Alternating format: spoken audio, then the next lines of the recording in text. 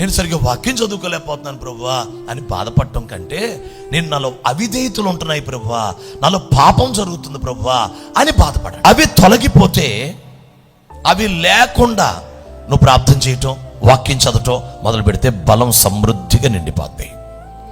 ఆ బలం సస్టైన్ అవ్వాలి అంటే మరలా రిటర్న్ సేమ్ అదే, అవిధేయత లేకుండా, పాపం లేకుండా, బలహీనత లేకుండా బలమును సస్టైన్ చేయండి. అలాగా కొనసాగించండి, మెయింటైన్ చేయండి బలాన్ని. మీ ఆత్మ బలాన్ని అలా కొనసాగించుకోండి. బలహీనత రాకుండా, ఇప్పుడు వస్తుందరా బలహీనత, ఇప్పుడు చూస్తూ ఉంటాం కదా, చూసే విషయంలో బలహీనత వస్తుంది అన్నప్పుడు అక్కడ వెళ్ళిపోండి, చూడబాకండి.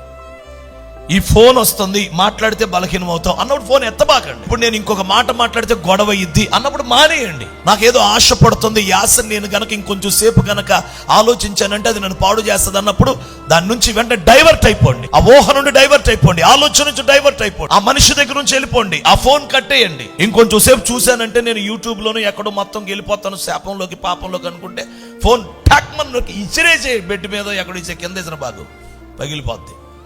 బెడ్ మీద సోఫాలోనే ఇసిరే ఈ ఫోన్ని, వెంటనే తిరిగిపో, టర్న్ అయిపో వెంటనే. కానీ దాని దగ్గర ఎంగేజ్ అయ్యావంటే, నిన్నటిదాకా దేవుడు ఎంత కృపతో నీకు బలం ఇచ్చాడో, నడిపించాడో, ప్రార్థన చేసుకోవడానికి, ఉపవాసం చేసుకోవడానికి, ఆ ఇష్టం, ప్రేమ దేవుడి మీద నీకు కలిగింది చూసావా, అది బలం. యెహోవా యందు ఆనందించటం వల్ల మీరు బలము నొందెదరు అని ఉంది.